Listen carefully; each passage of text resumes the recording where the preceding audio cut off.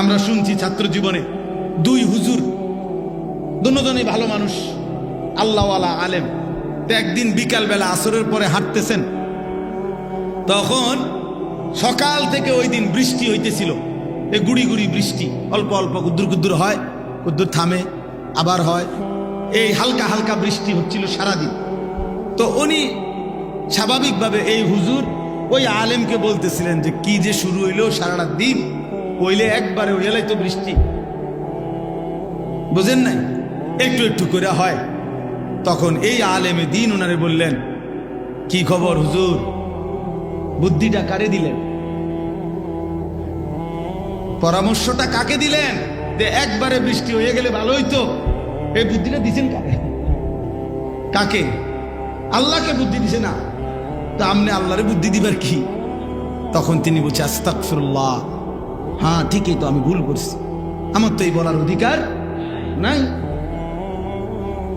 তো এই হলো তৃতীয়। চতুর্থ কথা, আল্লাহ বলছে, বান্দা আমি কিন্তু হায়াত পূর্ণ করেই মৃত্যু দেই, অর্থাৎ ছোট হোক বড় হোক, শিশু হোক কোলের হোক, এটা আমার ফয়সালা, তোমার কিছু করার। সর্বশেষ কথা হলো ওয়ালাআল্লাকুম তাকিলুন, আল্লাহ তাআলা বলেন, বান্দা এগুলো আমি কেন করি? একবার মাটি, একবার বীর্য, একবার জমাট রক্ত, একবার গোশতের টুকরা, একবার হাড্ডির খাঁচা, একবার গোশতের আবরণ দিয়ে শরীর গঠন, নাক চোখ লাগিয়ে রূহ ফুঁকে দিলাম, শিশু বানাইলাম, যুবক বানাইলাম, বৃদ্ধ বানাইলাম, আবার সকলকে ওই পর্যন্ত নিলাম না, মাঝপথে অনেককে মৃত্যু দিয়ে দিলাম। কখনো হাসাই, কখনো কাঁদাই, কখনো সুখে রাখি, কখনো দুঃখে রাখি, কখনো আনন্দ দেই, কখনো দুঃখ দেই, কখনো সুস্থ রাখি, কখনো অসুস্থ বানায় ফেলি। এমন কিছু করি কেন আমি? বলা আল্লাকুম তাকিলুন, তোমরা যেন বুঝতে পারো, তোমরা যেন বুঝতে পারো, তোমরা যেন বুঝতে পারো। আল্লাহ বলছে, বান্দা তুমি যেন বুঝতে পারো যে আমার শরীর, আমার জীবন, আমার দেহ, আমার শিশু, আমার যৌবন, আমার হায়াত, আমার রাত এবং আমার দিনের উপরে মূলত আমার কোনো অধিকার নাই, আমার কোনো ক্ষমতা নাই, সব ক্ষমতা আমার উপরে কার? অতএব আমার উচিত বিবেকের দাবি, আকলের দাবি, ইনসাফের দাবি, দিমাগের দাবি, যুক্তির দাবিও এটা, আল্লাহর গোলামি করা, আল্লাহর ইবাদত করা, আল্লাহকে সেজদা করা। এই জন্য শেষ কথা হলো, যার ভিতরে ইবাদত নাই, আল্লাহর ইবাদত এই বুঝটুকু যার নাই, ওর মূলত আকল নাই, ও পাগল, ও মাতাল, ও তার সিরা, ওর আকল নেই। ও লা ইয়াকিলুন, ওর কোনো আকল নাই, দিমাগ নাই। দিমাগ থাকলেও মালিক চিনত, ওর বিবেক থাকলেও মালিক চিনত, ও বুঝতো জীবন মানে শুধু ভাত তরকারি আর বন বিড়ি আর চা আর মোবাইল আর নারী আর নর্তকী, অশ্লীল ছবি আর উলঙ্গ দৃশ্য, নাচ আর গান, ফুর্তি আর মজা, চুরি আর ডাকাতি, না, এর নাম জীবন না। জীবন মানে আল্লাহকে নিয়ে থাকা, জীবন মানে নবীকে ভালোবাসতে থাকা, জীবন মানে সেজদা দিতে থাকা, জীবন মানে জান্নাতের প্রস্তুতি নেওয়া, জীবন মানে জাহান্নাম থেকে বাঁচার চেষ্টা। আল্লাহ আমাদেরকে তৌফিক দেন, আল্লাহ আমাদেরকে কবুল করেন। শেষ পর্যন্ত তোমরা যেই ছেলেরা বাবারা আপনারা বসছেন, নওজোয়ান তোমরাও বসছো, রাত গভীরে বাপ তোমরাও মনে মনে ভাইব, আমার বাবা মনে মনে ভাইব, চেষ্টা করো, নজর হেফাজত করো, চোখ হেফাজত করো, নারী ছবি অস্থির দৃশ্য মোবাইলের এই অসভ্যতা ছেড়ে দাও বাপ, কষ্ট হবে বাপ, এই দুনিয়াও কষ্ট পাইবা, আখেরাতেও কষ্ট পাবা, পবিত্র স্ত্রী মিলবে না, পবিত্র সন্তান মিলবে না, চরিত্রহীন মানুষের স্ত্রী ভালো হয় না, চরিত্রহীন মানুষের সন্তানাদি ভালো হয় না, কষ্ট পাইবা বাপ, একদিন এই পাপের শাস্তি নিজে দুঃখে দুঃখে মরবা। আমি বললাম কসম আল্লাহর, এটা কিতাবের কথা। জিনা, ব্যভিচার, নারীর সাথে হারাম অসভ্যতা মানুষের বংশ নষ্ট করে দেয়।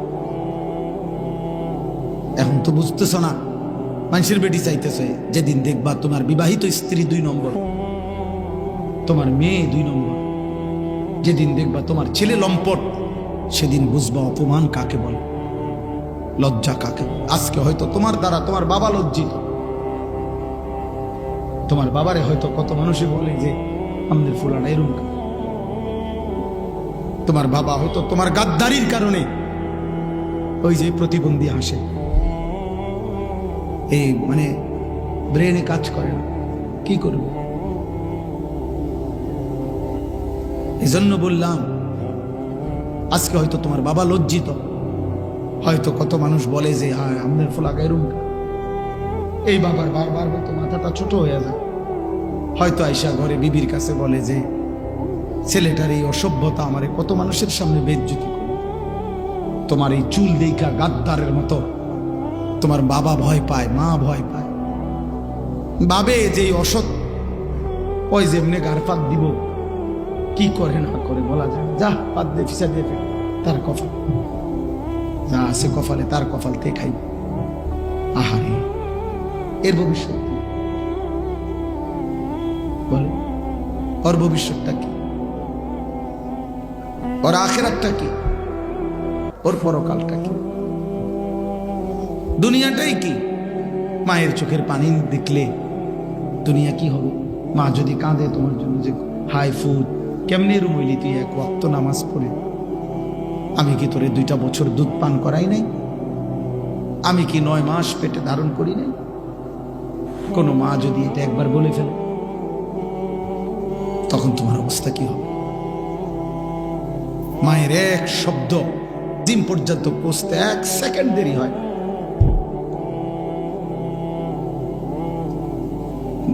বাবার এক শব্দ, বাবার কলজার একটা আফসোস, মায়ের কলজার একটা আহ, আল্লাহর আরশ ধাক্কা লাগে। মা যদি একবার বলে ফেলে, বাপ আহারে ফুট, তুই কেমনে আমার এত কষ্ট দিলি, তুই কেমনে আমার এত বেজ্জতি করলি, তো তো কি হবে? আর নাই তো তুমি বলো যে না হুজুর, আমি যে 1 ওয়াক্ত নামাজ পড়ি না এতে আমার মা খুশি। এমন একটা মুসলমানের বাচ্চা কও?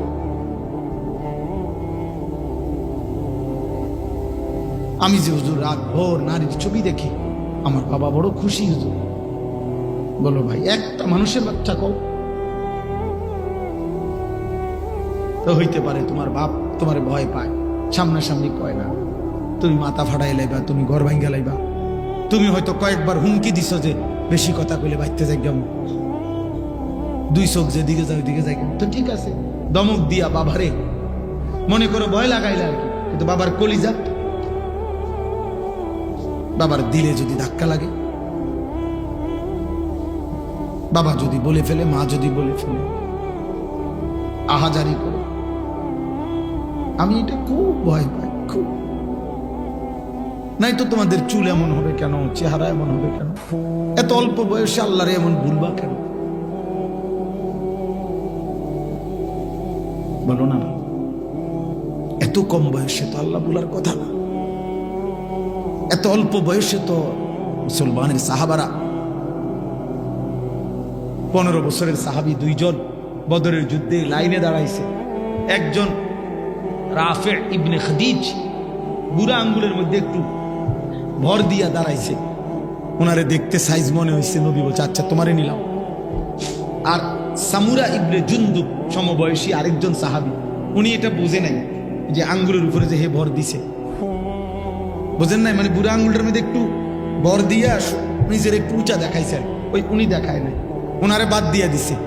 আমরা নিজে কিতাবে পড়ছি, এই সাহাবী সামুরা ইবনে জুনদুব, উনি ওনার আব্বার কাছে গেছে, বাপের কাছে, বাপের কাছে গিয়ে চোখের পানি ছেড়ে দিয়ে বলছে আব্বা আমারে তো নিল না, আব্বা আমারে তো যুদ্ধের ময়দান থেকে বিদায় করে দিল, কিন্তু জানেন বাবা ওরে যে নিছে রাফে, আমি ওর চাইতে, ওর লম্বায় যদিও একটু বেশি কিন্তু আমার শক্তি বেশি, আমি কুস্তি লাগলে ওরে হারাই ফেলতাম, আমনে একটু নবীরে কন না আমারে নিত কর। মুসলমানের সন্তান বাবাকে বলছে, মা বাপ আমি যুদ্ধে যাব, আমি আল্লাহর জন্য জান দেব, আমি ইমানের জন্য জীবন দেব। বাবা গিয়ে বলছে ইয়া রাসূলুল্লাহ, আমার ছেলেটা তো খুব কাঁদতেছে, ও নাকি যুদ্ধে অংশগ্রহণ করবেই, আর ও বলছে ও ওই যে রাফে ইবনে খাদিজ ওরে কুস্তিতে হারায় দিবে, ও ওর চাইতে শক্তি ভাগ বেশি নাকি। আল্লাহর নবী খুশি হয়ে বলছে আচ্ছা লাগো, দুজনে কুস্তি লড়ো। ঠিকই এই সামুরা ওই সাহাবিকে, ওই রাফি ইবনে খাদিজ, ওই কিশোরকে কুস্তিতে হালাই দিছে। নবী খুশি হয়ে বলছে, চলো দুইজনেই আল্লাহর রাস্তায় যুদ্ধে চলো। তাহলে অল্প বয়সী নওজোয়ান তো স্বপ্ন দেখবে ভালো কিছু করার, ও কেন চরিত্রহীন হবে? এত কম বয়সে তুমি এত নারী দিয়া কি করবা? এই অসভ্য কথা, লম্পট চরিত্রহীন, সারা দিন রাত যারা নারীর ছবি দেখো অসভ্য। বলো ছেলে, এত বেডি দিয়ে তুমি করবা কি? এত বেডি দিয়ে করবা কি বেটা? ফালতু কোথাকার হাইওয়ান, এত নারী দিয়ে করবি কি তুই বেটা? এত মহিলা তোর দরকার? তো 30টা মহিলা দরকার, তুই করবি কি এটা দিয়ে? তুই কেন দেখো এত অল্প বয়সী ছেলে সাফা সব ভিতরে ঢুকে কেন মনে না? আমার আফসোস এটা বাবা, তুমি ভাবো, তুমি না লেখো।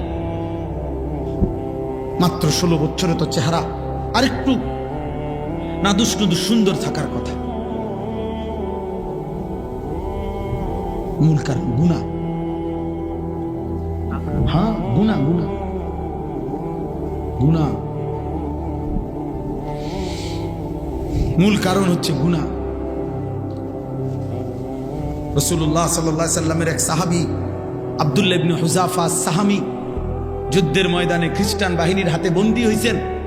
খ্রিস্টান সেনাপতি ওনার চেহারার দিকে তাকাই এমন পাগল হয়েছে যে এমন সুন্দর মুসলিম যুবক হয় কেন?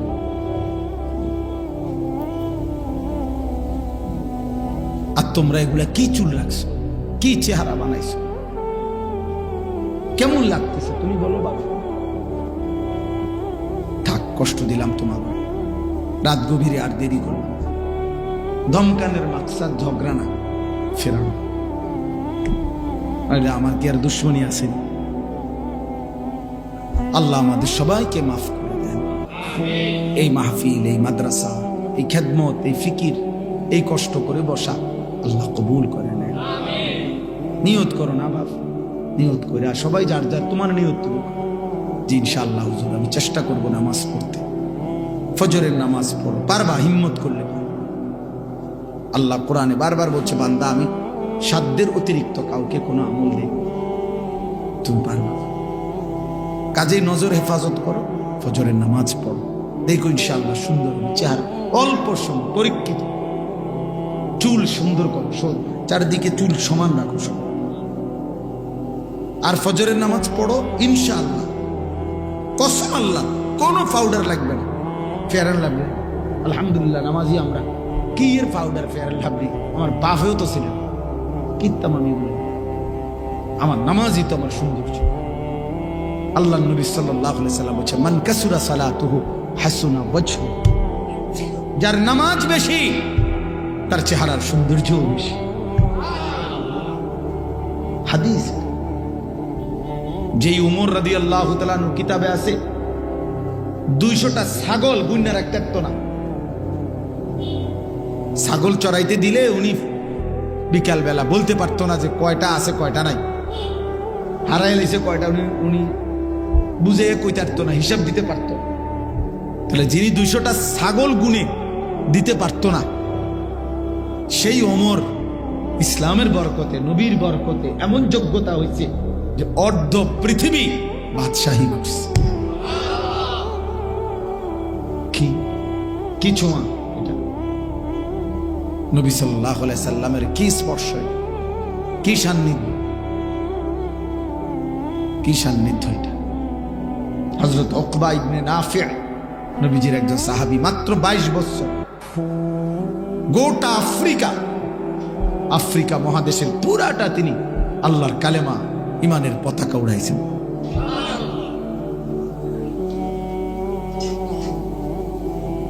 দোস্ত, তোমরা যারা অনেক কষ্ট করে বলছো, এই যে ওই ছেলে দেখেন কি কষ্ট করে বসছে, তুমি এটা কি বসলা ভাই? কেন এই কষ্ট করে বসছো? তুমি সুন্দর করে আরামসে বসো, তোমার মতো করে বসো, ভালো করে।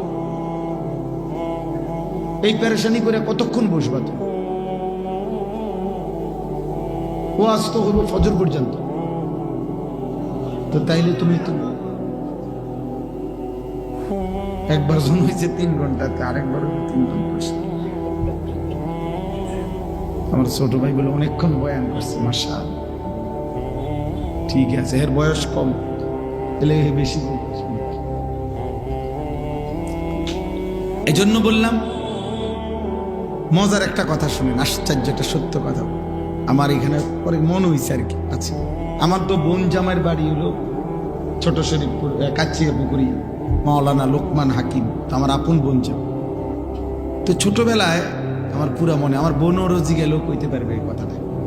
আমি ছোটবেলায় এই বোনের বাড়ির থেকে লাকসাম কি জন্য জানি জামু, তো আমারে বলে দিছে দিয়া হাঁটতে হাঁটতে কত দূর আগ গাইলে দেখবি যে বাস আইব, লোকাল বাস, বাসে উঠতে যাবি 2 টাকা বা 60 টাকা ভাড়া। তো আমি হাঁটতে হাঁটতে হাঁটতে হাঁটতে ওই যে আমার দুলাভাইয়ের একজন বোন বিয়ে দিছে, মনে হয় কি গ্রাম জানি, বাটারা, জি জি, তো কতটুক আইসা, এখন আমি হাঁটতে হাঁটতে আস্তে আস্তে বাস পাই না, বাস আসে না। এইখানে আইসা, এই বাজারে আইসা আমার মনে আছে যে আমি আরেকটা রাস্তা দিয়ে গেছি, যে রাস্তা দিয়ে বাস চলে না, এখানে নিশ্চয়ই আরেকটা রাস্তা আছে, ওই দিক দিয়ে, কেমন এইটা দিয়ে গেছি গা বলি। এবং শেষ পর্যন্ত যাইতে যাইতে এই হাইটটাই লাকসাম পর্যন্ত যাইতেছে, মাগার বাস আর পাইছি না, কারণ বাস তো যায় আরেক রাস্তা দিয়া, আমি গেছি আরেক। আমার মনে হয় আর কি, এটা মনে হয়েছে আর কি গাড়িতে, যে সেই যে ছোটবেলা একবার রাস্তা হারাইছি, আজও আবার কি হারাইছি।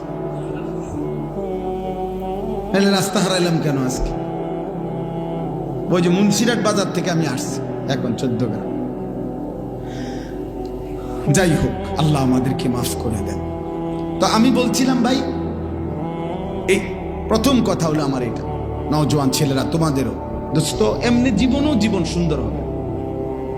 আলো থেকেই আলো চলে, হৃদয় থেকে হৃদয় চলে, দিল থেকে দিল আলোকিত হয়।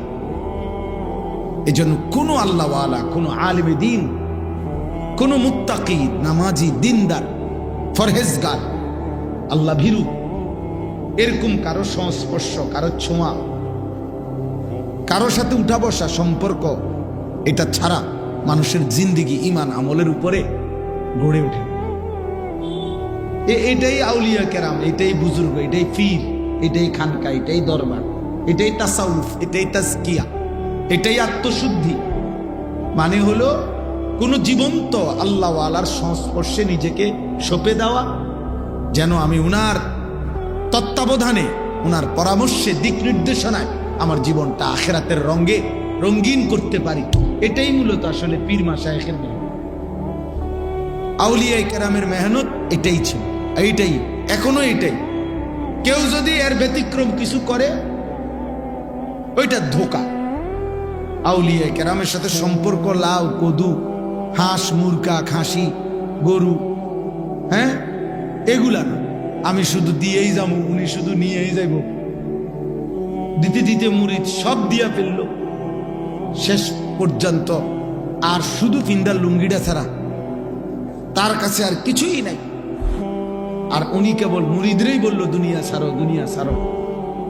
আর উনার বিল্ডিং এর পর বিল্ডিং এ হইতে আছে, উনি দুনিয়া গড়ো, দুনিয়া গড়ো, আর মুরিদ তুমি দুনিয়া ছাড়ো ছাড়ো। মুরিদ শেষ পর্যন্ত বলছে যে আমার আর লুঙ্গিটা ছাড়া সব দিয়ে লাইছি, গেঞ্জিটাও খুলে দিয়ে লাইছি, পাঞ্জাবি শার্ট তো আগেই খুলে লাইছি, আর শুধু এই শেষ সম্বল এই লুঙ্গিটা আছে। এবার আল্লাহর ওয়াস্তে কমপক্ষে থামেন, আর কইেন না যে দুনিয়া ছাড়া, আর কি ছাড়তাম আমি নাই তো। এই জন্য বাপ, এই প্রথম কথা এটা মনে রাখো, নওজোয়ান সাথী, বয়স্ক বাবা, আপনাদেরকেও বলি, মৃত্যু পর্যন্ত আউলিয়ায়ে কেরামের এটা একটা নিয়ম যে মৃত্যু পর্যন্ত ওনারা কোন আল্লাহওয়ালার তত্ত্বাবধানে থাকেন। আমি আজকে একজন সাধারণ মানুষ, কাজকর্ম করে, তো উনি ওলামায়ে কেরাম উনারে চিনে, উনি এই পরিমাণ ওয়াজ নসিহত আলেমদের সাথে সম্পর্ক, তো উনারে মানুষ চিনে, আজকের ওই মাহফিল আমি দেখছি। তো উনি বলতেছে হুজুর দোয়া করেন, খুব কাকুতি বিনতি করে। আমি বললাম আপনারা যে নাম ধরে মানুষ চিনে আলেমরা, অথচ আপনি একজন সাধারণ খেটে খাওয়া মানুষ, মনে রাখবেন ইনশাআল্লাহ আখিরাতে এটাই আপনার নাজাতের একটা বড় উসিলা হয়েছে, যে এই পরিমাণ আপনি আলেমদের কাছে আসা যাওয়া করছেন, ওলামায়ে কেরামের কাছে, যে একজন সাধারণ মানুষ হওয়ার পরেও আপনার উনি নাম ধরেছেন। এটা একটা সার্টিফিকেট, এটা একটা প্রমাণ যে এই লোকটা ওলামায়ে কেরামের কাছে, ওনাদের কাছে বেশি কি করে আসা যাওয়া। নয়তো নাম ধরে চিনে কেন, দেখলেই চিনে কেমন। এই জন্য এই যত ছেলে পেলে বর্তমানে আপনাদের অভিভাবক শ্রেণী আপনারা ছেড়ে দিচ্ছেন, আর তোমরাও যারা মনে করছো ভাই নিজের হাতে নিজের জীবন তুলে নিছ, তোমার হাসি, তোমার আনন্দ, তোমার পছন্দ অপছন্দ, তোমার রুচি, তোমার চাহিদা, তোমার ইচ্ছা আকাঙ্ক্ষা, পরিকল্পনা, সাজগোজ, লেবাস, টুপি, চুল, চেহারা, তোমারটা তোমার মতো করে তুমি সাজাইবা। আল্লাহর কসম, কসম খোদা, এটা যার পছন্দ, মানে যে মনে করে আমার জীবন আমি আমার মতো চালাবো, আল্লাহ কোরআনে বলছে এমন মানুষের জীবন কুত্তার জীবন।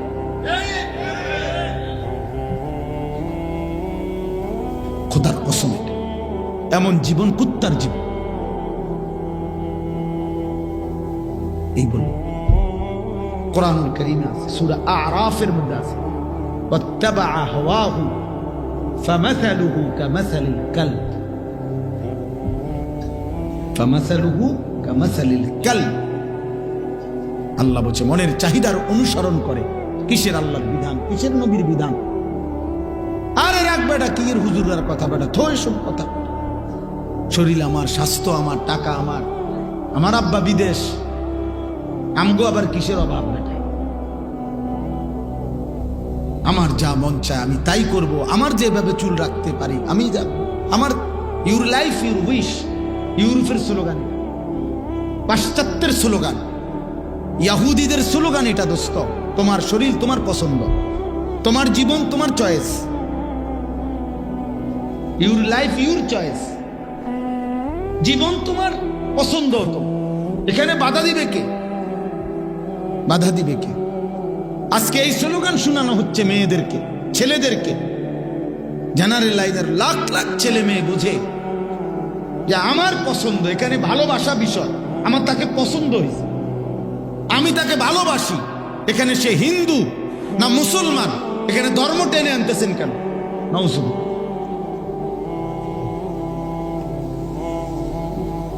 জানো না দোস্ত, এই উগ্র হিন্দু সংগঠন ইসকন বাংলাদেশে যে কাজ করছে তার একটা অন্যতম কাজ এটা। হিন্দু যুবক, হিন্দু মেয়ে, মুসলিম ছেলে মেয়েদের সাথে অবাধে সম্পর্ক করাচ্ছে। ভালোবাসায় কোনো ধর্ম নাই, ভালোবাসায় কোনো ধর্ম নেই। ভালোবাসা পবিত্র, ভালোবাসা পবিত্র। এরা যে দুজন পার্কে আছে, একসাথে চলে ফিরে, একসাথে অসৎ সম্পর্ক করছে, এটা পবিত্র। এখানে ধর্মকে টেনে আনা যাবে না। আল্লাহ নবী সাল্লাল্লাহু আলাইহি ওয়াসাল্লাম এবং আল্লাহর কোরআন, আল্লাহ তাআলা কোরআনে বলছে ওয়ালা তানকিহুল মুশরিকাত হাত্তা ইউমিননা, পূর্ণ ঈমানদার না হওয়া পর্যন্ত তোমরা কোনো মুশরিক নারীকে বিবাহ করো না। ওয়ালা আমাতুম মুমিনাতুন খায়রুম মিন মুশরিকাতিন ওয়ালাউ আ'জাবাতকুম। আল্লাহ বলেন একজন ঈমানদার দাসী বাঁধি, সেও পৃথিবীর সর্বোৎকৃষ্ট বেঈমান, রূপে গুণে সৌন্দর্যে যেই নারী রূপসী সুন্দরী সম্পদশালী, কিন্তু মুশরিক বেঈমান, আল্লাহ বলছে তার চাইতে একজন ঈমানদার দাসী উত্তম। চিন্তা করছেন? আল্লাহ পাক ধর্মকে টেনে আনে নাই? কথা বলেন না কেন? আল্লাহ ধর্মের কথা বলে নাই? নবীজি সাল্লাল্লাহু আলাইহি ওয়াসাল্লাম বলেছেন মানুষ চার কারণে কোন নারীকে বিবাহ করে। লিমালিহা, কেউ সম্পদ দেখে, লিহাসাবিহা, কেউ বংশ দেখে, লি জামালিহা কেউ চেহারার সৌন্দর্য দেখে, অলি দীনিহা কেউ তার দ্বীন ও ঈমান দেখে। আল্লাহর নবী বলছেন, হে মুমিন পুরুষ, ফাজফার বিজাতিদ দ্বীন, তুমি দ্বীনকে প্রাধান্য দিও। তাহলে নবীজি কি ধর্মের কথা বলছেন? বলে নাই, বলে নাই। কি বললেন তিনি? যে তুমি দ্বীনকে কি দিও? ঈমানকে প্রাধান্য দিও, ইসলামকে শীর্ষে রাখো। তো এই জন্য আমি বললাম, রাত গভীরে আমি লম্বা বয়ান করতে চাই না। আমার প্রথম কথা এটা, তোমরা নওজোয়ান ভাই, কিশোর ভাই,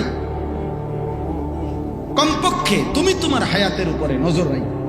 আমার কথা হলো, তোমার দ্বারা যদি এই দেশ সমাজের কেউ উপকার না পায়, তো তুমি তো কমপক্ষে মরে যাবে। তোমার তো আখেরাত হবে বাবা। 365 দিনে, খোদার এক বছরে কোনো দিন নামাজ পড়তে মন চাইল না, তুমি কেমনে আল্লাহর সামনে দাঁড়াবা?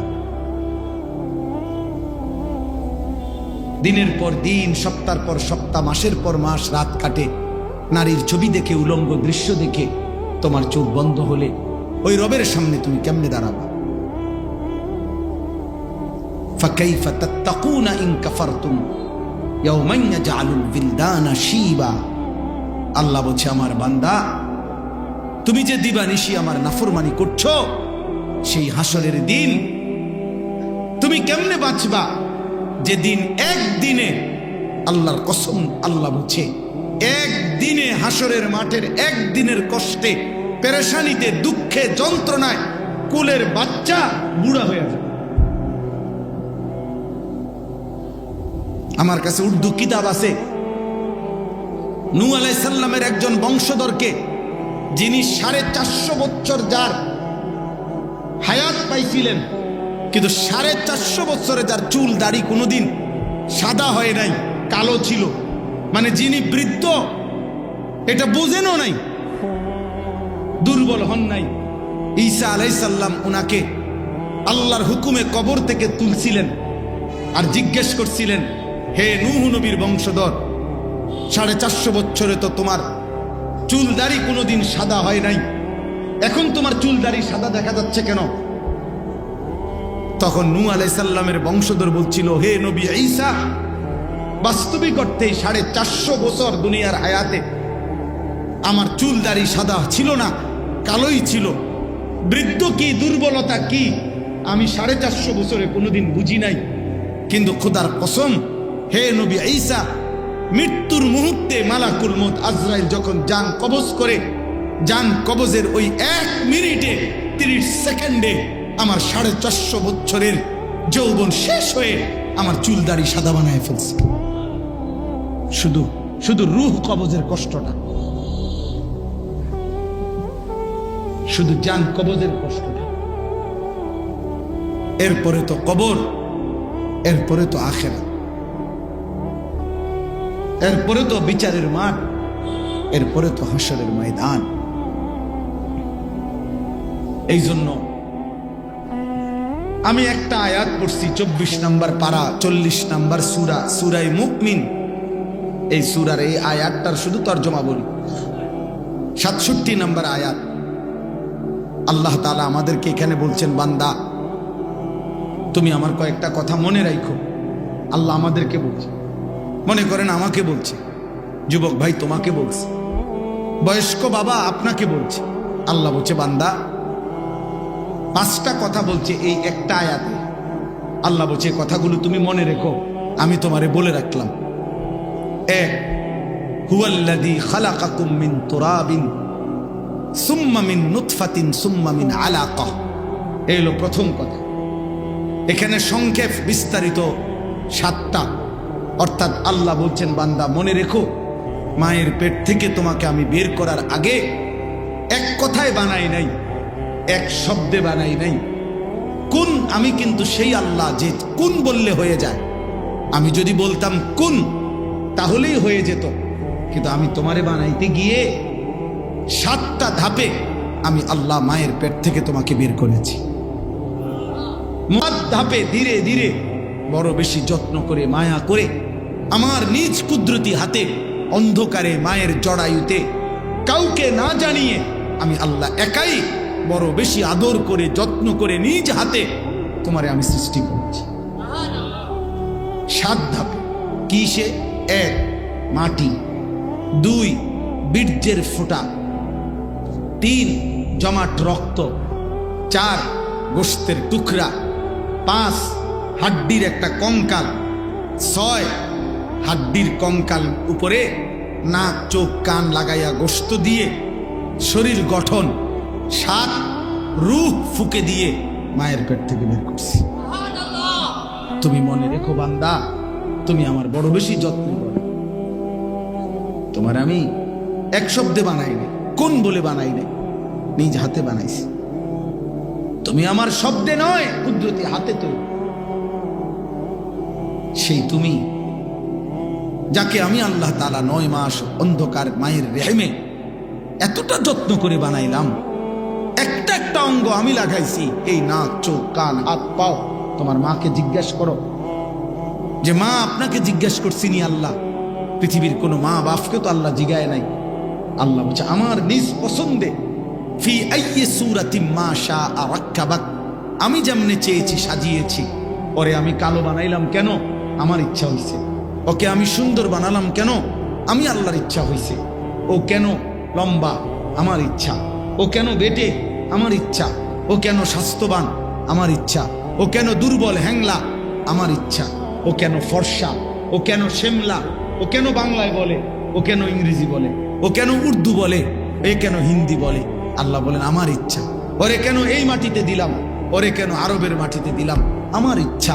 আল্লাহ বলেন আমি আমার ইচ্ছায় আমার হাতে পছন্দ করে বানিয়েছি। বা সেই আমি মালিক, যে মালিক আমি তোমারে 9 মাস মায়ের অন্ধকার জরায়ুতে সৃষ্টি করেছি, সেই তুমি আজকে 9 বছরও এমন গেছে তুমি আমারে কোনোদিন 5 ওয়াক্ত নামাজের সেজদা দেও নাই। 365 দিনের একটা বছর গেছে তুমি কোনোদিন ফজরের নামাজ একদিনও পড়ো নাই। আল্লাহ বলছে বান্দা, মুসলমানের ঘরে জন্ম দিয়ে ইমানদারের সন্তান এমন নিকৃষ্ট হয়? বলো ভাই, একটা ছেলেই বলো,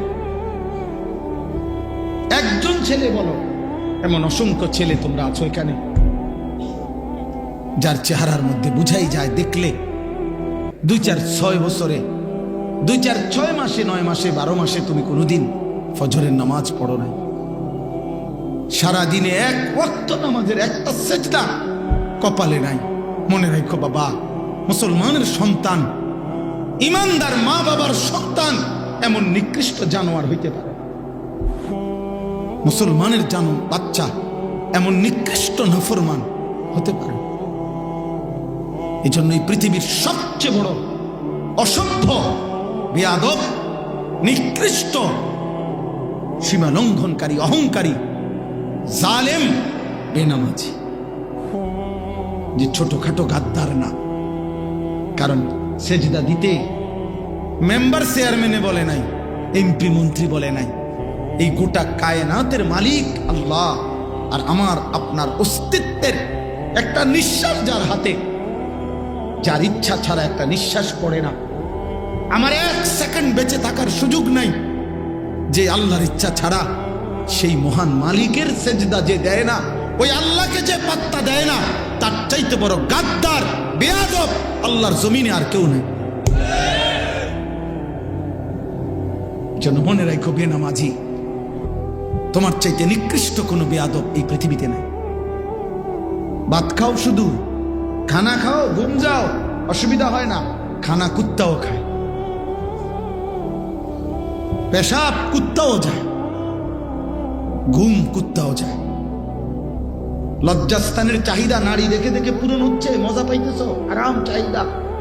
এই চাহিদা তো কুত্তারও পূরণ হয়, কুত্তারও তো বাচ্চা হয়। নাই তো কুকুরের চাহিদা পূরণ না হলে কুকুরের বাচ্চা হয় কেমন? হ্যাঁ বলো মিয়া।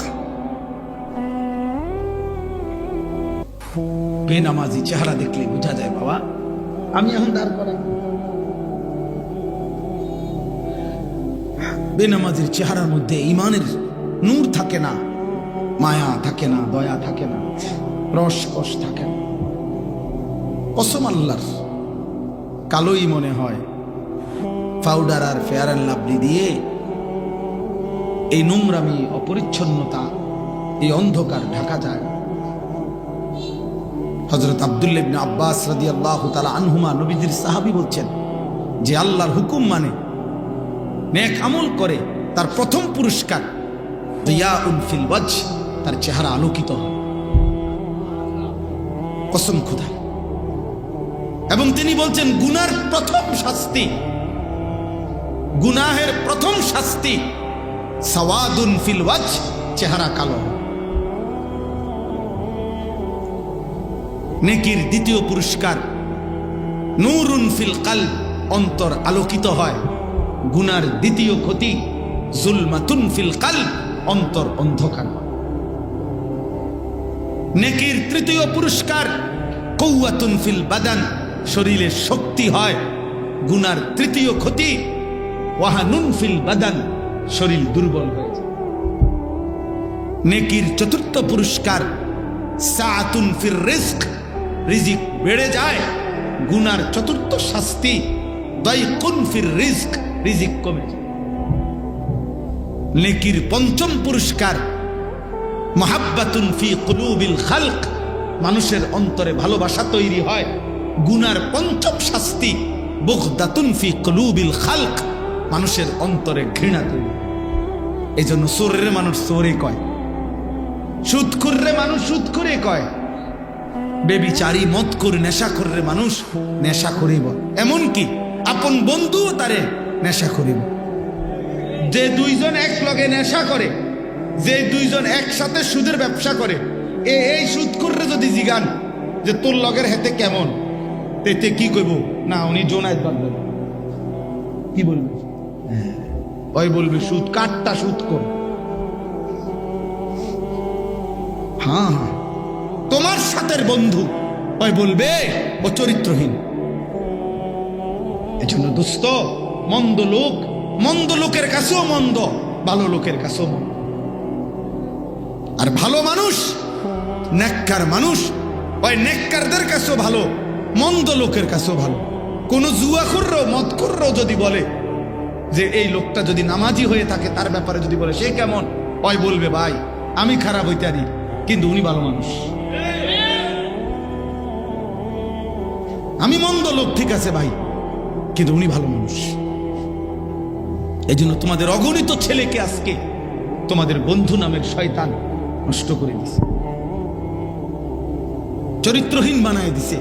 তোমার এই নেশার রাজ্যে, নারীর ছবিতে, উলঙ্গ দৃশ্যে, গানের আড্ডায়, জুয়ার আড্ডায় তোমাদেরকে ডুবাই দিছে।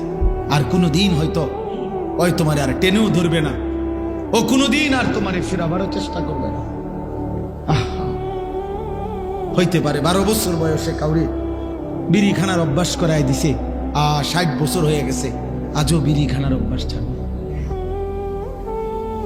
কি বলে? হতে পারে 20 বছর বয়সে সুদের ব্যবসা শুরু করছে, আজ 70 বছর হয়ে গেছে, সুদের ব্যবসা ছাড়ে। মানে 50টা বছর যে ব্যক্তি টানা সুদ খাচ্ছে, ও কি পরিমাণ নিকৃষ্ট ডাকাত, কি পরিমাণ নিকৃষ্ট পাপী, চিন্তা করে দেখেন।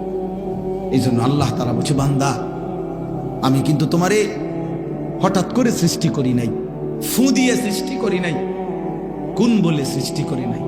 তুমি আমার বহুত যত্নে গড়া, আমার অনেক আদরের গড়া বান্দা। আমি তোমারে বড় বেশি মায়া করে বানাইছি। মিন আইয়ি শাইইন খালাকাহু ফাকাদ্দারা সুম্মা সাবিলা ইয়াসসারা। আমি মায়ের পেট থেকে বের হওয়ার রাস্তা আমি সহজ করেছি। আমি বের না করলে পৃথিবীর কোনো শক্তি পারত না।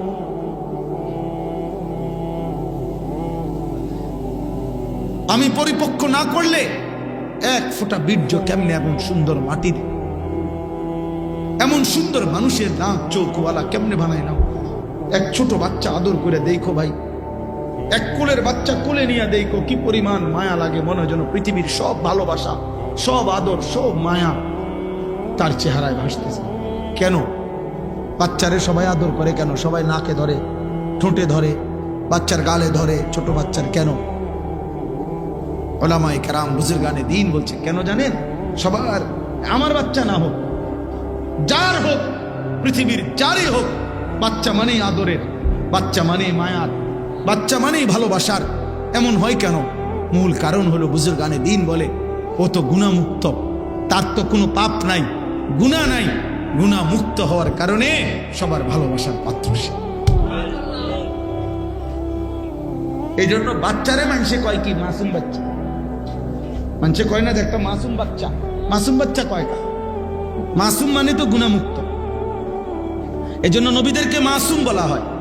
সমস্ত নবী মাসুম, কোন নবীর কোনো গুনাহ নাই, আমাদের নবীরও না, অন্য নবীরও না। অতএব আমি মনে করলাম রাত হয়েছে ভাই, বাড়াচ্ছি না, শুধু বইটাই মনে করাইলাম। দয়া করে প্রত্যেকেই মনে রাখবেন, ছেলেরা, বাবারা, তোমরা, তোমারে আল্লাহ সৃষ্টি করেছে বাপ।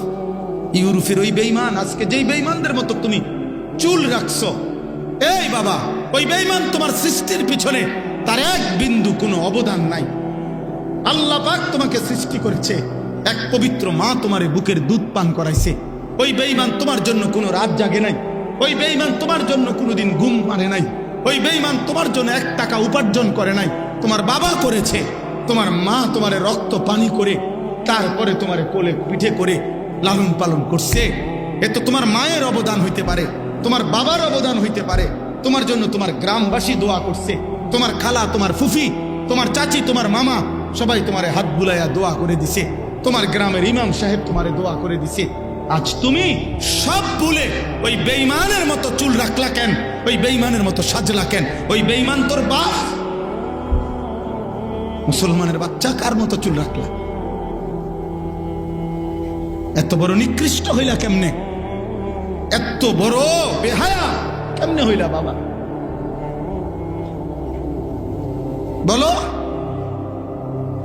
আল্লাহ তাআলা কোরআনে বলছে মুশরিকরা নাপাক। জিজ্ঞাসা করেন আলেম, ইন্নামাল মুশরিকুনা নাজাস। কোরআনে আল্লাহ বলছে সমস্ত মুশরিক নাপাক, নাপাক। তাহলে মুশরিকের সাজগোজ, মুশরিকের পছন্দ অপছন্দ, মুশরিকের চলাফেরা সবই তো নাপাক বেটা। মুশরিকের চুলও তো নাপাক, মুশরিকের জামাও তো নাপাক, মুশরিকের চলাফেরাও তো নাপাক, মুশরিকের খাদ্য খাবারও তো নাপাক।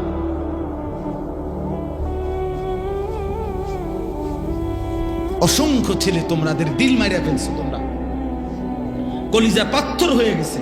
এত কম বয়সে যদি এত বড় পাপী হয়ে যাও বাবা, আগামী জীবন কেমনে পার? 16 বছর মাত্র, 18 বছর, 1 ওয়াক্ত নামাজ পড়তে মন চায় না। এত কম বয়সে এত বড় গাদ্দার হয়ে গেলা। এত অল্প বয়সে আল্লাহরে পাত্তা দিচ্ছ না। তুমি গাদ্দার 40 বছর পর্যন্ত যাইতে যাইতে কি পরিমাণ নাফরমান হবে? ওরে বাপ রে বাপ,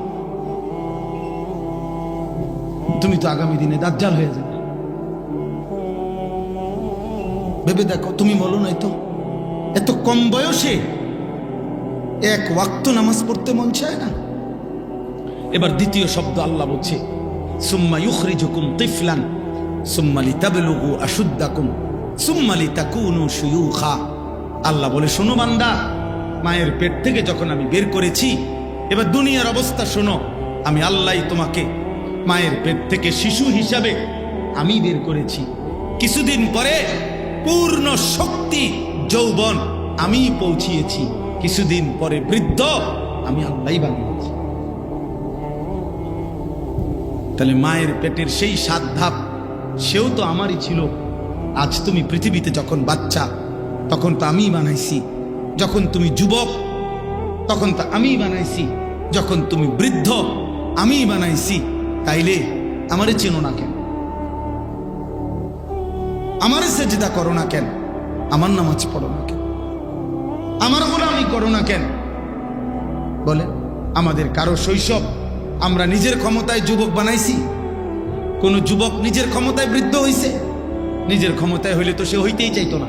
কোন যুবক তো নিজ ইচ্ছায় বুড়াই হইতে চাইতো না। কিত্তাম আমি বুড়া হমু, আমার জওয়ানি আমার পছন্দ। আল্লাহ বলে না, তোমার পছন্দ দিয়ে তো চলে না, আমার সিদ্ধান্তে চলে। তাহলে আমাদের এই দেহ কার সিদ্ধান্তে চলে? আমাদের মনে করেন একটা ছোট বাচ্চা যখন 14 বছর হয় তখন তার আগের হাত পাও গুলো খুইলা নতুন হাত পাও লাগায়। যখন কেউ 60 বছরের হয় তো তখন আগের হাত পাও খুইলা আবার বুড়া মার্কা হাত পাও লাগায়। ওই একই অঙ্গে একই দেহে কখনো শিশু, কখনো যুবক, কখনো বৃদ্ধ। আল্লাহ বলে তুমি বুঝো না এটা আমি করছি, অতএব তোমার তো উচিত আমি আল্লাহরই গোলাম। আমি ইচ্ছে না করলে তুই বাঁচবা কেন? আমার এক বন্ধু মাওলানা মুতালেব হোসেন সালিহি, ও বয়ানও করে মাশাআল্লাহ, ভালো আলেম, ভালো বক্তা। এই পরশুদিন, গতকালকের আগের দিন, তার একটা বাচ্চা হয়েছিল, মেয়ে বাচ্চা, 1 মাস অসুস্থ ছিল। 1 মাস হওয়ার পরে 1 মাস 1.5 মাস হায়াত পাইছে। পরশুদিন রাত্রে ঢাকা শ্যামলীতে হসপিটালে নিঃশ্বাস বন্ধ হয়ে বাচ্চাটা মারা গেছে। মাত্র 1 মাস, 1-1.5 মাস। রাত্রে আমি যখন তার সাথে কথা বলতেছিলাম, রাত 1টার দিকে, কাঁদতেছে, আর ঢাকার থেকে বাচ্চাটারে নিয়ে আসছে যখন, তো বলতেছে আমার বাচ্চা আমার কোলে, মৃত বাচ্চা কোলে নিয়ে আমি আসতেছি, আমার বাচ্চা আমার দিকে তাকায় আছে। তাহলে 1 মাসের বাচ্চা দুনিয়া থেকে চলে গেল কেন? কার ফয়সালা? তাহলে তোমার এই যে আল্লাহ এতক্ষণ পর্যন্ত হায়াত দিছে, তো সেই মালিকের কথা মনে করা উচিত না? কেন নামাজ পড়ো না বাপ? কেন সেজদা দাও না? 3 নম্বরে আল্লাহ বলেন অমিনকুম মান ইউতাওয়াফা মিন ক্বাবলু। আল্লাহ বলছে বান্দা, এবার 3য় কথা মনে রাখবা, আমি আল্লাহ শিশু বানাই, আমি যুবক বানাই, আমি বৃদ্ধ বানাই, কিন্তু সকলকে নয়। সকলকে আল্লাহ বলে না, অমিনকুম মান ইউতাওয়াফা মিন ক্বাবলু, আমি কিন্তু অনেককেই এই পূর্ণ বৃদ্ধ হওয়ার আগেই চলার পথে, চলতি পথে মৃত্যু দিয়ে ফেলি। দেয় কি না? 3 দিনের বাচ্চা কবরে আছে, 3 বছরের বাচ্চা কবরে আছে, 6 বছরের বাচ্চা কবরে আছে, মায়ের পেট থেকে বের হওয়া বাচ্চা কবরে আছে, ওই যে বললাম 1 মাসের বাচ্চা কবরে। তাহলে আল্লাহ বলেন যতজনকে আমি মায়ের পেট থেকে বের করেছি সকলকেই কিন্তু আমি যুবক বানাবো না, সকলকেই আমি বৃদ্ধ বানাবো না। অতএব তুমি ভেবো না সময় এখনো অনেক বাকি, এখনো হায়াত বাকি। না না বান্দা, কে বলছে হায়াত বাকি? তুমি কি জানো তুমি কতক্ষণ বাঁচবা? বলে হযরত হাসান বসরি রাহমাতুল্লাহ আলাইহি তাফসীরের মধ্যে আছে, তিনি বলতেন, হে যুবক, মনে রেখো যে এই গাছে ফুল বের হয়, মনে করেন আম গাছ, আম গাছের যেই মুকুল বের হয়, মুকুল ফুল বইল কইরা আমরা আম গাছের এই মুকুল, তিনি বলতেন যে মুকুল সবগুলো আম হয় না, হয় এরপরে ছোট্ট ছোট্ট আম যখন হয় সবগুলো বড় হয় না, যতগুলো বড় হয় সবগুলো কি পাকে না। তিনি বলতেন, হে যুবক, মনে রেখো ঝরে যায় বেশি, থেকে যায় কম। নাকি থেকে যায় বেশি? ঝরে যায় বেশি। ঝরে যায় কি? থাইকা যায় অল্প। অতএব বৃদ্ধ হয় কম, ঝরে যায় বেশি। এই জন্য প্রত্যেক বাড়িতে যে পরিমাণ বয়স্ক, যে পরিমাণ কিশোর যুবক, তার চাইতে পার্সেন্টেজ চিন্তা করলে বৃদ্ধ 1 জন 2 জন, ফোলাফাইন আছে 30 জন, বাড়ি বুড়া আছে 2 জন। কেন এমন হবে? হিসাবে তো ফোলাইন যদি থাকে 30 জন, বুড়া থাকবার কথা কমপক্ষে 12, 14, 15 জন। না, ঝরে যায় বেশি, চলে যায় বেশি, থেকে যায় কম। এই হলো 3য় সবক। অতএব আল্লাহ বলছে বান্দা, নেক আমলের জন্য, আখিরাতের জন্য সময় লম্বা করো না। সেই সময় পর্যন্ত যদি না যাও, তুমি যেটা টার্গেট নিছো যে আমার বয়স আরেকটু বড় হলে তারপরে আমি ভালো হব, তো সেই পর্যন্ত হায়াত না মিললে, ওয়ালামু আন্নাল মারআ ওয়ালামু আন্নাল্লাহা ইয়াহুলু বাইনাল মারই ওয়া কলবি। আল্লাহ বলে বান্দা মনে রেখো, মানুষের ইচ্ছা আর আল্লাহর ফয়সালা, মানুষের মাঝখানে বিভেদ, ফাটল হয়ে যায়, মানুষের মাঝখানে পার্থক্য করে দেয়। অর্থাৎ নবীজি উদাহরণ দিছেন, একদিন এরকম আঁকা বুঝাইছেন, এখানে একটা আঁক দিছেন, এখানে একটা আঁক দিছেন, এখানে একটা আঁক দিছে, বলছেন এই আঁকে মানুষ দাঁড়িয়ে আছে, এই আঁকে মানুষের স্বপ্ন পরিকল্পনা এই পর্যন্ত, কিন্তু মাঝখানের আঁক দিয়া নবী বললেন মৃত্যু এসে ওই পর্যন্ত যেতে দেয়। প্ল্যানিং তো ছিল 4 তলা শেষ করব, কিন্তু হায়াত পাই। ইচ্ছা তো ছিল শেষ ফোলাটাও বিয়ে দিয়া কবরে যাবে, পারে না।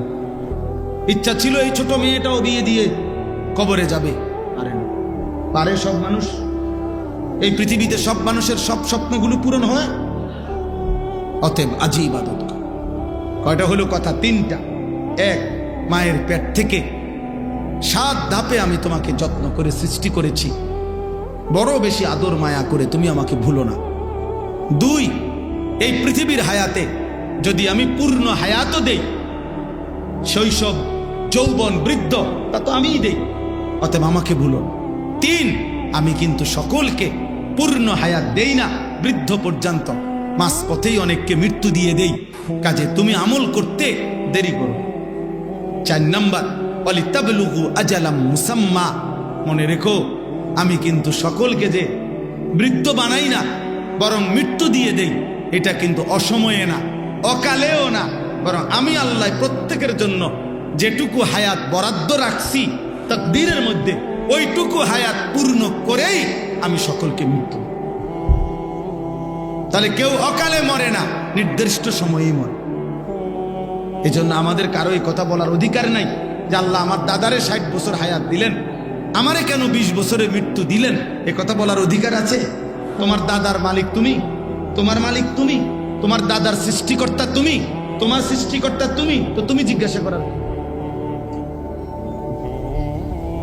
আমরা শুনছি ছাত্র জীবনে 2 হুজুর, দুজনেই ভালো মানুষ, আল্লাহওয়ালা আলেম, তো একদিন বিকালবেলা আসরের পরে হাঁটতেছেন, তখন সকাল থেকে ওই দিন বৃষ্টি হইতেছিল, এই গুড়ি গুড়ি বৃষ্টি, অল্প অল্প কুদ্দুর কুদ্দুর হয়, কুদ্দুর থামে, আবার হয়, এই হালকা হালকা বৃষ্টি হচ্ছিল সারাদিন। তো উনি স্বাভাবিকভাবে এই হুজুর ওই আলেমকে বলতেছিলেন যে কি যে শুরু হইল সারাটা দিন, হইলে একবারে হইলাই তো বৃষ্টি, বুঝেন নাই, একটু একটু করে হয়। তখন এই আলেমে দিন ওনারে বললেন, কি খবর হুজুর, বুদ্ধিটা কারে দিলেন, পরামর্শটা কাকে দিলেন যে একবারে বৃষ্টি হয়ে গেলে ভালো হইতো, এই বুদ্ধিটা দিছেন কাকে? কাকে? আল্লাহকে বুদ্ধি দিছে না, তো আপনি আল্লাহরে বুদ্ধি দিবার কি? তখন তিনি বলছে আস্তাগফিরুল্লাহ, হ্যাঁ ঠিকই তো, আমি ভুল করছি, আমার তো এই বলার অধিকার নাই।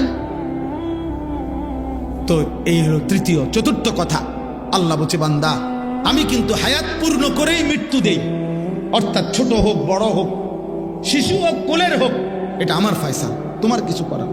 সর্বশেষ কথা হলো ওয়ালাআল্লাকুম তাকিলুন, আল্লাহ তাআলা বলেন বান্দা এগুলো আমি কেন করি? একবার মাটি, একবার বীর্য, একবার জমাট রক্ত, একবার গোশতের টুকরা, একবার হাড্ডির খাঁচা, একবার গোশতের আবরণ দিয়ে শরীর গঠন, নাক চোখ লাগিয়ে রূহ ফুঁকে দিলাম, শিশু বানাইলাম, যুবক বানাইলাম, বৃদ্ধ বানাইলাম, আবার সকলকে ওই পর্যন্ত নিলাম না, মাঝপথে অনেককে মৃত্যু দিয়ে দিলাম। কখনো হাসাই, কখনো কাঁদাই, কখনো সুখে রাখি, কখনো দুঃখে রাখি, কখনো আনন্দ দেই, কখনো দুঃখ দেই, কখনো সুস্থ রাখি, কখনো অসুস্থ বানায় ফেলি। এমন কিছু করি কেন আমি? বলে আল্লাকুম তাকিলুন, তোমরা যেন বুঝতে পারো, তোমরা যেন বুঝতে পারো, তোমরা যেন বুঝতে পারো। আল্লাহ বলছে বান্দা তুমি যেন বুঝতে পারো যে আমার শরীর, আমার জীবন, আমার দেহ, আমার শিশু, আমার যৌবন, আমার হায়াত, আমার রাত এবং আমার দিনের উপরে মূলত আমার কোনো অধিকার নাই, আমার কোনো ক্ষমতা নাই, সব ক্ষমতা আমার উপরে কার? অতএব আমার উচিত বিবেকের দাবি, আকলের দাবি, ইনসাফের দাবি, দিমাগের দাবি, যুক্তির দাবিও এটা আল্লাহর গোলামি করা, আল্লাহর ইবাদত করা, আল্লাহকে সেজদা করা। এই জন্য শেষ কথা হলো যার ভিতরে ইবাদত নাই, আল্লাহর ইবাদত এই বুঝটুকু যার নাই, ওর মূলত আকল নাই, ও পাগল, ও মাতাল, ও তার সিরা, ওর আকল ও লা ইয়াকিলুন, ওর কোনো আকল নাই, দিমাগ নাই। দিমাগ থাকলেও মালিক চিনত, ওর বিবেক থাকলেও মালিক চিনত। ও বুঝতো জীবন মানে শুধু ভাত তরকারি আর বন বিড়ি আর চা আর মোবাইল আর নারী আর নর্তকী, অশ্লীল ছবি আর উলঙ্গ দৃশ্য, নাচ আর গান, ফুর্তি আর মজা, চুরি আর ডাকাতি। না, এর নাম জীবন না। জীবন মানে আল্লাহকে নিয়ে থাকা, জীবন মানে নবীকে ভালোবাসতে থাকা, জীবন মানে সেজদা দিতে থাকা, জীবন মানে জান্নাতের প্রস্তুতি নেওয়া, জীবন মানে জাহান্নাম থেকে বাঁচার চেষ্টা। আল্লাহ আমাদেরকে তৌফিক দেন, আল্লাহ আমাদেরকে কবুল করেন। শেষ পর্যন্ত তোমরা যে ছেলেরা বাবারা আপনারা বসছেন, নওজোয়ান তোমরাও বসছো, রাত গভীরে বাপ তোমরাও মনে মনে ভাইব, আমার বাবা মনে মনে ভাইব। চেষ্টা করো, নজর হেফাজত করো, চোখ হেফাজত করো। নারী, ছবি, অস্থির দৃশ্য, মোবাইলের এই অসভ্যতা ছেড়ে দাও বাপ। কষ্ট হবে বাপ, এই দুনিয়াও কষ্ট পাইবা, আখেরাতেও কষ্ট পাবা। পবিত্র স্ত্রী মিলবে না, পবিত্র সন্তান মিলবে না। চরিত্রহীন মানুষের স্ত্রী ভালো হয় না, চরিত্রহীন মানুষের সন্তানাদি ভালো হয় না। কষ্ট পাইবা বাপ, একদিন এই পাপের শাস্তি নিজে দুঃখে দুঃখে মরব। আমি বললাম কসম আল্লাহর, এটা কিতাবের কথা। জিনা, ব্যভিচার, নারীর সাথে হারাম অসভ্যতা মানুষের বংশ নষ্ট করে দেয়।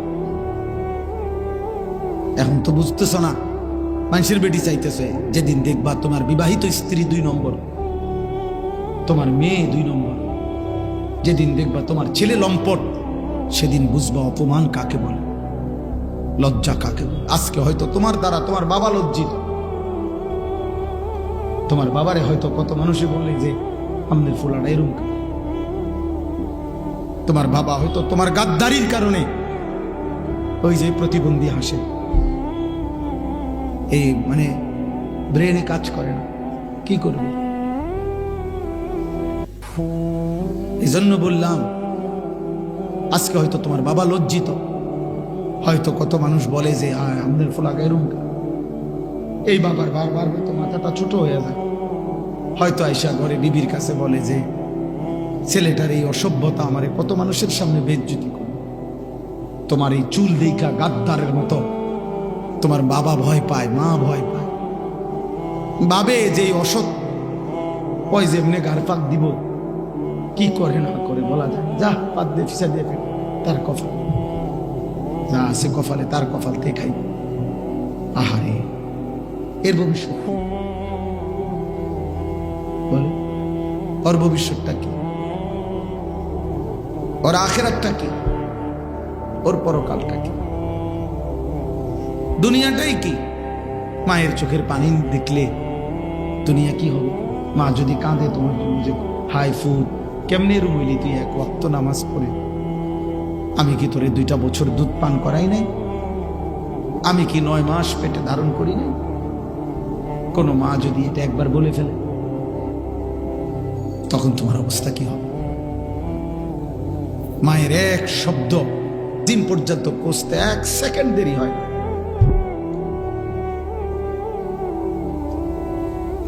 বাবার এক শব্দ, বাবার কলজার একটা আফসোস, মায়ের কলজার একটা আল্লাহর আরশ ধাক্কা লাগে। মা যদি একবার বলে ফেলে, বাপ আহারে ফুট, তুই কেমনে আমার এত কষ্ট দিবি, তুই কেমনে আমার এত বেজ্জতি করলি, তো কি হবে? আর নাই তো তুমি বলো যে না হুজুর, আমি যে 1 ওয়াক্ত নামাজ পড়ি না, এতে আমার মা খুশি। এমন একটা মুসলমানের বাচ্চা কও।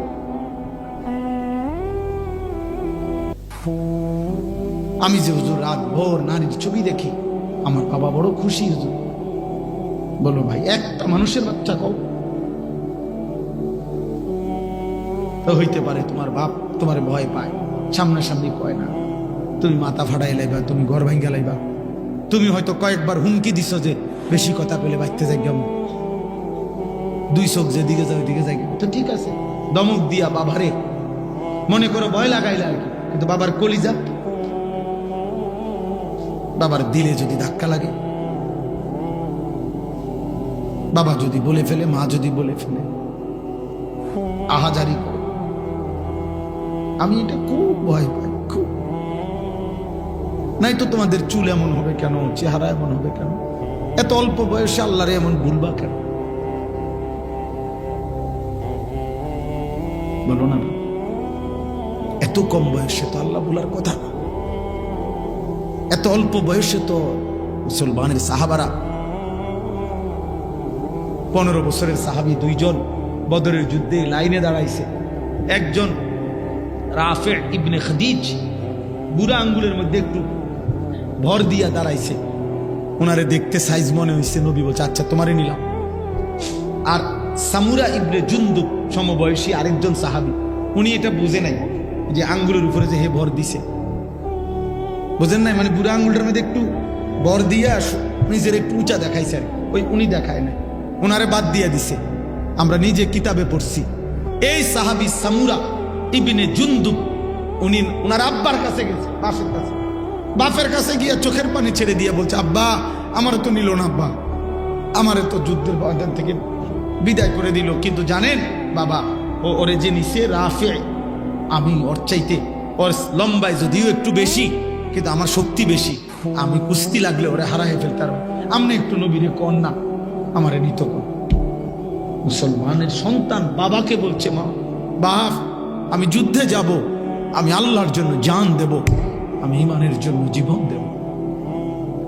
বাবা গিয়ে বলছে ইয়া রাসূলুল্লাহ আমার ছেলেটা তো খুব কাঁদতেছে, ও নাকি যুদ্ধে অংশগ্রহণ করবেই, আর ও বলছে ও ওই যে রাফে ইবনে খাদিজ ওরে কুস্তিতে হারায় দিবে, ওর চাইতে শক্তি ভাগ বেশি রাখি। আল্লাহর নবী খুশি হয়ে বলছে আচ্ছা লাগো, দুজনে কুস্তি লড়ো। ঠিকই এই সামুরা ওই সাহাবীকে, ওই রাফে ইবনে খাদিজ, ওই কিশোরকে কুস্তিতে হারায় দিছে। নবী খুশি হয়ে বলছে চলো দুইজনই আল্লাহর রাস্তায় যুদ্ধে চলো। তাহলে অল্প বয়সী নওজোয়ান তো স্বপ্ন দেখবে ভালো কিছু করার, ও কেন চরিত্রহীন হবে? এত কম বয়সে তুমি এত নারী দিয়া কি করবা? এই অসভ্য কথা, লম্পট চরিত্রহীন, সারা দিন রাত যারা নারীর ছবি দেখো অসভ্য। বলো ছেলে এত বেডি দিয়ে তুমি করবা কি? এত বেডি দিয়ে করবা কি বেটা? ফালতু কোথাকার হাইওয়ান, এত নারী দিয়ে করবি কি তুই বেটা? এত মহিলা তোর দরকার, তো 30টা মহিলা দরকার, তুই করবি কি এটা দিয়ে? তুই কেন দেখো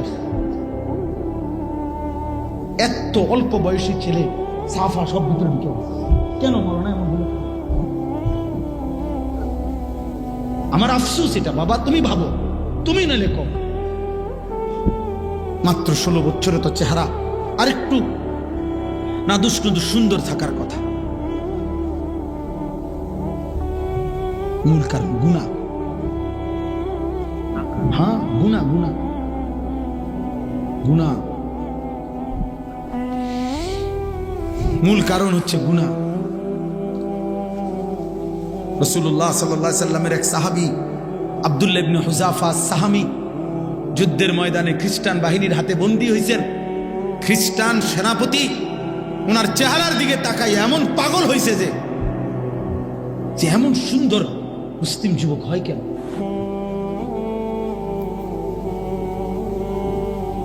আর তোমরা এগুলা কি চুল রাখছো, কি চেহারা বানাইছো,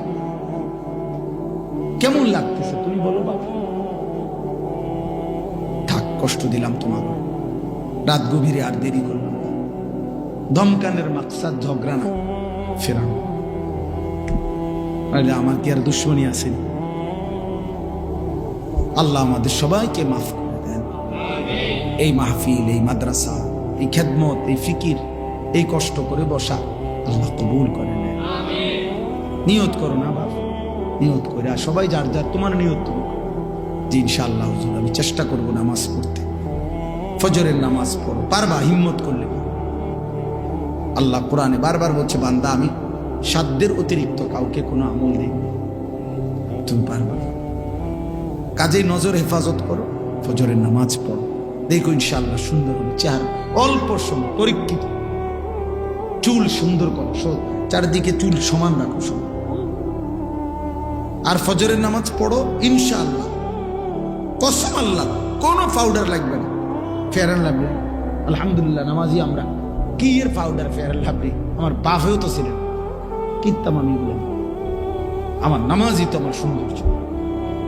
আল্লাহ নবী সাল্লাল্লাহু আলাইহি সাল্লাম বলেছে, মান কাসুরা সালাতুহু হাসুনা ওয়াজহু, যার নামাজ বেশি তার চেহারার সৌন্দর্যও বেশি। হাদিস। নিয়ত করো নওজোয়ান ভাই, নিয়ত করো ইনশাআল্লাহ, হিম্মত, আল্লাহ বরকত দিন। আমার দেশ, আমার জাতি আগামীর ইসলামের জন্য খুব দরকার। বেঈমানরা বেশি ষড়যন্ত্র করতেছে, জানো না ভাই, অনেকভাবে দেশটা শুধু এই 2-3টা রাজনৈতিক দলের ভোট আর মার্কা লইয়া হিসাব না, এর চাইতে ভিতরে ভিতরে সারা পৃথিবীর দুশ্মন এই মাটি নিয়ে ষড়যন্ত্র করতেছে। কে যে কোনখান দিয়ে টাইনা সিরা খাইয়া লাইতে চাইতেছে, কখন যে কোন জুলুম শুরু হয় বাপ, তখন 12 কিলোমিটার পায়ে হাইটাও গাজার বাচ্চা একটা রুটি পায় নাই। 12 কিলোমিটার পায়ে হাঁটছে একটা বাচ্চা, একটা রুটি যখন নিয়ে ফিরতেছিল, বুলেটের আঘাতে তার বুকটা ঝাঁঝরা হয়ে গেছে।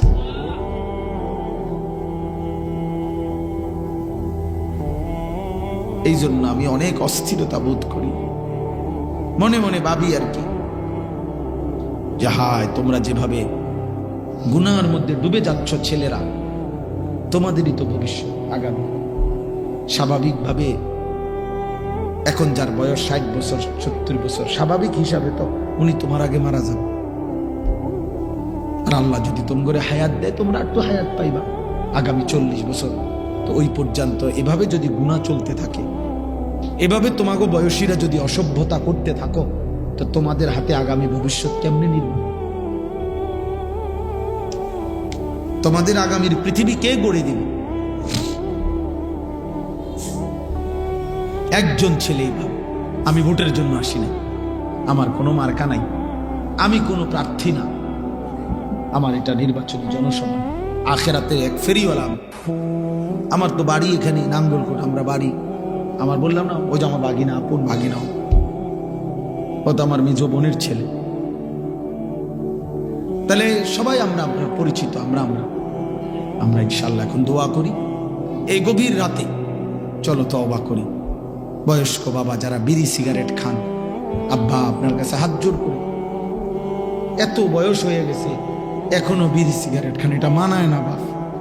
একজন মুসলমান বাবা 60 বছর 40 বছর 50 বছর, এটা একটা অসভ্যতা ছাড়া আর কিছু।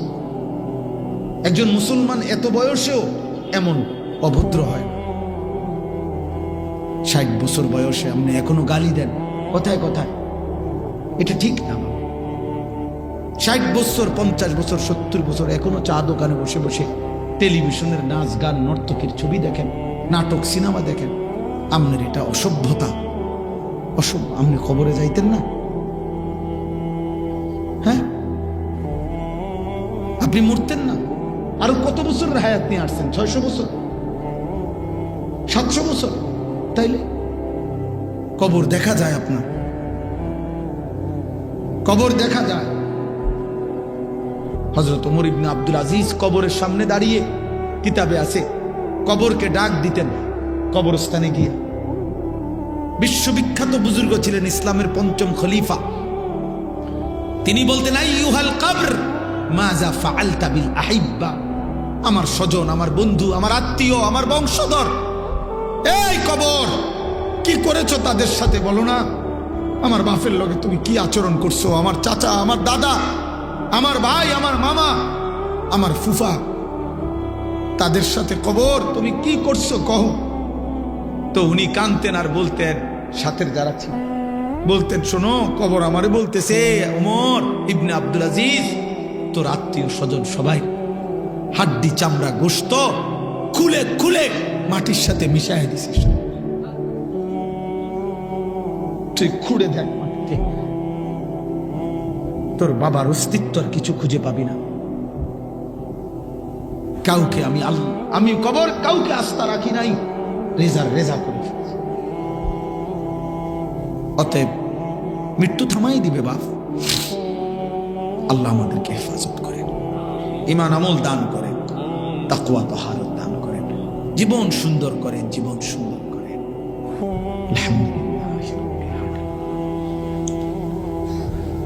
আলহামদুলিল্লাহ রাব্বিল আলামিন। মাওলাই করিম আপনি মাফ করে দেন।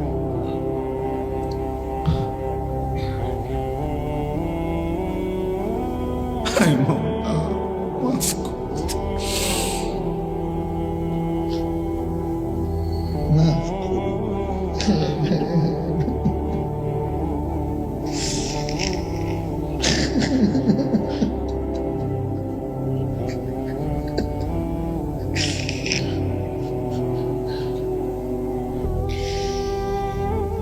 গভীর রাতে আর আজ কিছুই চাইব না মাওলা, শুধু মাফ করে দেন।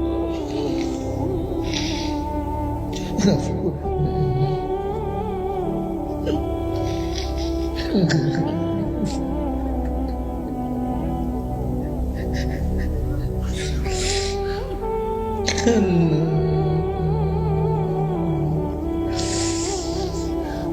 একটা একটা ছেলেকে মাফ করে দেন।